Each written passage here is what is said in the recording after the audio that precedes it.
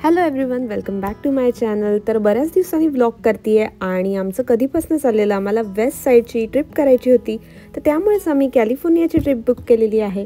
तर बघूया कसं आहे कॅलिफोर्निया. तर यावेळेसची आमची ट्रिप होती ती पूर्ण वीकची होती आणि आम्हाला टॅम्पापासून कॅलिफोर्नियाला जायला 2 फ्लाईट्स चेंज करायला लागल्या आणि येताना आम्हाला डायरेक्ट फ्लाईट मिळाली. तर जाण्याचा आणि येण्याचा एक दिवस आमचा पूर्ण ट्रॅव्हलिंगमध्ये गेलेला आणि ऑफकोर्स कॅलिफोर्निया आहे आमच्यापासून 3 तास मागे आहे, तर टाइम डिफरन्स पण येणार होता. तर हे सगळा विचार करून आम्ही आमची ट्रिप प्लॅन केलेली. Hello everyone, welcome back to my channel. तर आम्ही आलेलो आहे कॅलिफोर्नियाला. तर हे आहे माझ्या मागचा व्ह्यू. तर आम्ही थांबलेलो आहे सॅन फ्रान्सिस्कोच्या हॉटेलमध्ये आणि आम्हाला आज सॅन फ्रान्सिस्को बघायचं आहे. आमचा प्लॅन होता की आज आम्ही जॅपनीज टी गार्डन बघणार होतो आणि तुम्ही माझ्या मागे बघू शकता ही ट्रेन. तर आमच्या हॉटेलच्या मागनं हा ट्रेनचा व्ह्यू दिसत होता, जो की रिशानला खूप आवडलेला. तर आम्ही असंच हॉटेल घेतो जिथे ब्रेकफास्ट इन्क्लुडेड असतो. तर आम्ही सकाळी ब्रेकफास्ट करून निघालेलो होतो आणि नंतर मस्त आम्ही जेवलो आणि त्यानंतर आम्ही निघालेलो होतो पहिल्या डेस्टिनेशनसाठी. तर आता आम्ही निघालेलो आहे हॉटेलमधून, तुम्ही बघू शकता. आणि इथे इतकी हवा होती, म्हणजे टॅम्पापेक्षा इथलं वेदर पूर्णपणे वेगळं होतं आणि विंडी होतं. तुम्ही बघू शकता इतकं धुकं आहे आणि ही आहे सॅन फ्रान्सिस्को सिटी. तर इथला लँडस्केप आमच्यासाठी टोटली वेगळा होता आणि तुम्ही बघू शकता छान कलरफुल अशी घरं माझ्यासमोर. तसंच या सिटीपासनं समुद्र पण जवळ आहे, तसेच माउंटन्स पण आहेत. तर दोघांचं कॉम्बिनेशन आम्हाला खूप आवडतंय. आणि तुम्ही माझ्या साईडला बघू शकता ही वेमो कॅब आहे. तर ही जी आहे ती ड्रायव्हरलेस कार आहे. तर ॲरिझोना, सॅन फ्रान्सिस्को आणि काही मोठ्या सिटींमध्ये ही जी कार आहे ती खूप चालते आणि येस, आम्ही पण याची राईड केलेली आहे. येणाऱ्या व्लॉग्समध्ये तुम्हाला ते पण बघायला मिळेल. तर तोपर्यंत बघून घ्या San Francisco city. By the way, आम्ही ही जी ट्रिप आहे ती 2-3 महिने आधी बुक केलेली, कारण की इथलं तिकीट नंतर हॉटेल्स हे सगळं थोडंसं एक्सपेन्सिव्ह आहे कम्पेअर टू टॅम्पा, म्हणजे कम्पेअर टू ईस्ट साईड. याचं कारण म्हणजे इथे IT खूप जास्त आहे, तर लोकांच्या सॅलरीज पण जास्त आहे आणि ओव्हरऑल महागाई पण जास्त आहे. आणि इथे एशियन लोकांचं पॉप्युलेशन पण खूप आहे. आम्हाला खूप एशियन लोक दिसले आणि खूप मराठी लोक पण दिसले ॲक्च्युली, त्यामुळे आम्हाला बघून छान वाटलं. तर आता आम्ही ऑलमोस्ट पोहोचलेलो आहे आमच्या पहिल्या डेस्टिनेशनला, ते म्हणजे आहे जॅपनीज टी गार्डन. तर हे आहे गोल्डन गेट पार्कमध्ये. तर कार पार्क करून आम्ही आत आलेलो आहे आणि तुम्ही बघू शकता माझ्या मागे किती छान ग्रीनरी आहे आणि हे व्हाईट छोटे छोटे फ्लावर्स आलेले आहेत. तर कॅलिफोर्नियामध्ये सगळीकडे मला असे छान कलरफुल फ्लावर्स दिसले. आणि बाय द वे, हा एरिया आम्ही थोडासा फिरून घेत होतो जॅपनीज गार्डनमध्ये जाण्याच्या आधी. आणि जसं मी तुम्हाला म्हटलं, कॅलिफोर्निया एकदम विंडी होतं. तर उन्हामध्ये थोडंसं विंडी असं आम्हाला छान वाटत होतं, त्यामुळे आम्ही इथे थोडा वेळ रेस्ट केली. कॅलिफोर्निया व्हिजिट करायची ही आमची पहिलीच वेळ आहे. याआधी आम्ही जेव्हा US मध्ये आलेलो तेव्हा आम्ही सॅन फ्रान्सिस्को एअरपोर्टला आलेलो, पण असं फिरायला आम्ही फर्स्ट टाइमच आलेलो, त्यामुळे आम्हाला जास्तीत जास्त कॅलिफोर्निया इथे कव्हर करायचा होता. कॅलिफोर्नियासाठी आम्ही हा फर्स्ट डे आणि ट्रिपचा लास्ट डे दिलेला होता. यानंतर आम्ही नेक्स्ट डेला निघणार होतो एका नॅशनल पार्कसाठी. तर आता मी वॉक करते आहे गोल्डन गेट पार्कमध्ये आणि इथे बऱ्याचशा गोष्टी बघण्यासारख्या आहेत. इथे कॅलिफोर्निया अकॅडमी ऑफ सायन्सेस आहेत, म्हणजे याच्यामध्ये प्लॅनेटेरियम, नंतर म्युझियम, ॲक्वेरियम आणि रेन फॉरेस्ट यासारख्या बऱ्याचशा गोष्टी आहे. तसंच आपण जे चाललेलो आहे जॅपनीज टी गार्डन, ते पण इथलं फार फेमस अट्रॅक्शन आहे.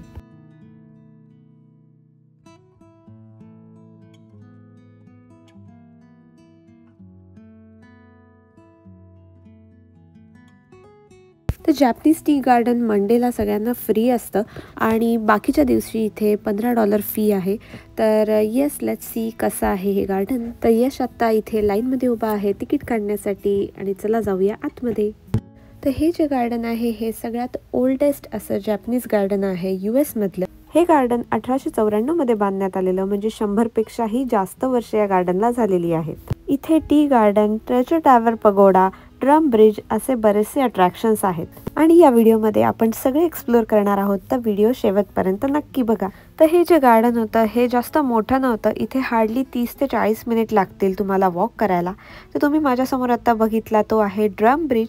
यानंतर इथे खूप छान छोटे छोटे असे पॉन्ड्स आहेत आणि त्याच्यामध्ये खूप मस्त असे फिशेस बघायला मिळतात. ऑरेंज, येलो असे छान कलरफुल फिशेस आम्हाला बघायला मिळाले. हे बघून रिशान खूप खुश होता. ॲक्च्युली मी पण खूप खुश होते, कारण की असे आमच्या इथे इतके बघायला मिळत नाही. आमच्या टॅम्पामध्ये फक्त ॲलिगेटर्स बघायला मिळतात. जोक सपाट ही पण आमच्यासाठी एक kind of change of sceneries होती. तर आम्ही इथे भरपूर एन्जॉय केलं. यानंतर आम्ही आलेलो या पॅगोडाला. तर ब्राईट ऑरेंज असा कलर होता आणि यामध्ये फोटो खूप छान येत होते. तर आम्ही इथे बराच टाईम व्हिडिओ आणि फोटोजसाठी स्पेंड केला. नंतर आम्ही थोडंसं फिरलो इथे. यानंतर नेक्स्ट स्पॉटला जायला निघालेलो. बाय द वे, हे जे मी व्हिडिओज घेतलेले आहेत ते जून महिन्याच्या एंडला घेतलेले आहेत आणि तेव्हा लॉंग वीकेंड असल्यामुळे इथे खूप गर्दी दिसतीये तुम्हाला. तर इथेच आम्ही थोडा वेळ वॉक केला, चिल मारलं, सगळं एक्सप्लोर केलं आणि जाता जाता आम्हाला तिथे एक उंच असं ट्री दिसलं.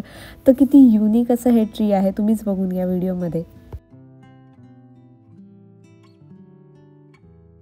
यानंतर आम्हाला वॉक करून लागली होती भूक, तर आम्ही थोडासा नाश्ता आणलेला आमच्याबरोबर, तर तो खाल्ला. आणि जाता जाता आम्हाला हे ऑडिटोरियम दिसलं, तर तिथे कॉन्सर्ट चालू होता. तर तिथे आम्ही 10 मिनिट थांबलो, कॉन्सर्ट ऐकला आणि थोडंसं रिफ्रेश झालो.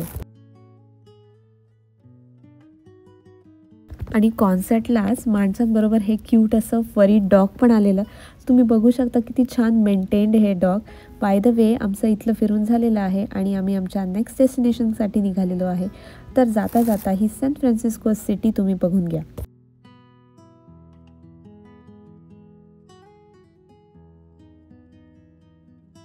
आणि जॅपनीज टी गार्डनपासनं हार्डली 5 ते 10 मिनिटावर आम्हाला सापडलेला आहे आमचा फेवरेट गोल्डन गेट ब्रिज. तर या झाडाच्या मागे तुम्ही बघू शकता रेड कलरचा ब्रिज दिसतोय. तर येस, आता आपल्याला जायचं आहे त्या ब्रिजवर. ब्रिजवर जाण्याच्या आधी आम्हाला तिथल्या लुकआउट पॉईंटवर जायचं आहे आणि व्हिडिओज घ्यायचे आहेत. तर लेट्स गो. तर जर तुम्हाला गोल्डन गेट ब्रिजच्या लुकआउट पॉईंटवर यायचं असेल तर थोडंसं लवकर या. खास करून सुट्ट्यांच्या दिवशी इथे पार्किंगचा थोडासा प्रॉब्लेम होऊ शकतो, बट एनिवेज आम्हाला फायनली पार्किंग मिळालेली आहे. तो गोल्डन गेट ब्रिज बघण्याचे बरेचसे पॉईंट आहे. तर मी जिथनं बघते त्याच्या अपोजिट साईडने म्हणजे ब्रिजच्या मागच्या साईडने पण तुम्ही हा ब्रिज बघू शकता आणि सगळीचकडनं हा ब्रिज खूप ब्युटिफुल दिसतो. मागे डोंगर आणि खाली पॅसिफिक ओशन अशा मस्त कॉम्बिनेशनमुळे इथे कायम छान वातावरण असतं. आणि ढग तुम्ही बघताय की या गोल्डन गेट ब्रिजवर हळूहळू यायला लागलेले आहेत, त्यामुळे हा नजारा एकदम सुंदर दिसत होता.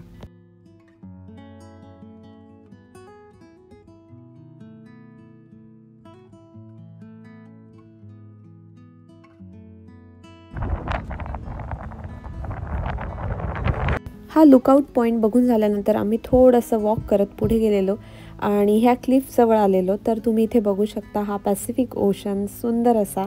तर दोन्ही साईडला समुद्र आणि मध्ये लाल कलरचा ब्रिज, हे कॉम्बिनेशन खूप सुंदर दिसत होतं. तर प्रत्येक पॉईंटला फोटो आणि व्हिडिओ घेण्याची इच्छा होती आणि तसंच डोळ्याला पण बघायला हे खूप छान दिसत होतं. तर तुम्ही माझ्यासमोर बघताय हा छोटासा रोड, जो की आपल्याला करायचा आहे क्रॉस आणि जायचं आहे उजव्या साईडला ब्रिजच्या. तर आता आम्ही इथे थोडेसे व्हिडिओ काढतोय आणि तुम्ही बघू शकता इतकी जास्त हवा आहे की मला इथे उभं पण राहता येत नाही आणि केसांची तर फुल वाट लागलेली आहे.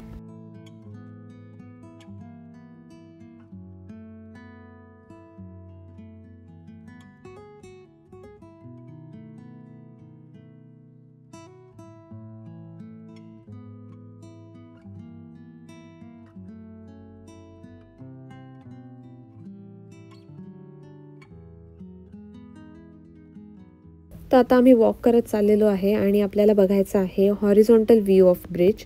तर येस, तिथे खूप हवा असल्यामुळे आम्ही जॅकेट्स वगैरे घालून घेतलेले होते. आणि बाय द वे, हे जे ब्लॅक जॅकेट घातलं होतं मी, ते पण सफिशियंट नव्हतं, तर त्याच्या आत मी जीन्सचं जॅकेट घातलेलं माझं. तर फुल पॅक करून घेतलं होतं स्वतःला. आणि आता वॉक करत जाऊया आपण ब्रिजच्या साईडला. तो गोल्डन गेट ब्रिज हा सॅन फ्रान्सिस्को आणि मरीन काउंटी यांना कनेक्ट करणारा सस्पेन्शन ब्रिज आहे, ज्याचं बांधकाम 1937 मध्ये कंप्लीट झालं होतं. तर या ब्रिजचा कलर आहे इंटरनॅशनल ऑरेंज कलर. तर नॅचरल सराउंडिंगला कॉम्प्लिमेंट करण्यासाठी आणि विजिबिलिटीसाठी असा कलर चूज करण्यात आलेला होता. Finally made it to San Francisco Golden Gate Bridge. तर आलेलो आहे आता दुसऱ्या साईडला ब्रिजच्या. तर आम्ही ब्रिजच्या स्टार्टिंग पॉईंटला होतो आधी आणि नंतर थोडासा वॉक करत करत इथपर्यंत आलो. आणि तुम्ही बघू शकता इथे येलो आणि पिंक कलरचे फ्लावर्स दिसत आहेत, त्याच्यामुळे हा व्ह्यू अजूनच जास्त छान दिसतोय. आणि इथपर्यंत येता येता माझ्या फोनची बॅटरी पूर्णपणे डाऊन झालेली. तर यानंतर मी यशच्या फोनमध्ये जे आहेत ते व्हिडिओ घेतलेले आहेत.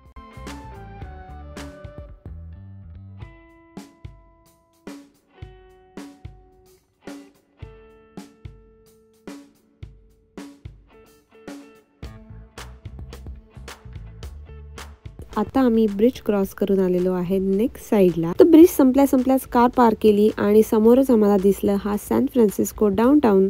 तर जेव्हा आम्ही इथे पोहोचलेलो, वातावरण थोडंसं क्लाउडी झालेलं होतं, विंडी तर इथे होतंच. तर थोडंसं धुसर दिसत होतं, पण थोड्या वेळाने हे जे क्लाउड्स गेले आणि तुम्ही बघू शकताय एकदम क्लिअरली सॅन फ्रान्सिस्को डाउनटाउन. तर जिथे मी बसली त्याच्या उजव्या साईडला पण हा जो डोंगर आहे तिथून पण तुम्ही हा व्ह्यू बघू शकता. तर काही लोक इथे क्लाइंब करताना मला दिसले, पण आमच्याकडे वेळेची कमी असल्यामुळे आम्ही इथेच टाइम घालवला. यानंतर वेळ झालेली होती डिनरची आणि आम्ही इंडियन रेस्टॉरंट शोधलं होतं, कारण की सॅन फ्रान्सिस्कोमध्ये भरपूर इंडियन रेस्टॉरंट्स आहेत. तर म्हटलं की जाऊया. आणि आता आम्ही क्रॉस करणार आहोत गोल्डन गेट ब्रिज. तर येस, याच मोमेंटची मी खूप दिवसांपासून वाट बघत होती आणि फायनली तो मोमेंट आता आला. तर बघूया कसा दिसतोय गोल्डन गेट ब्रिज.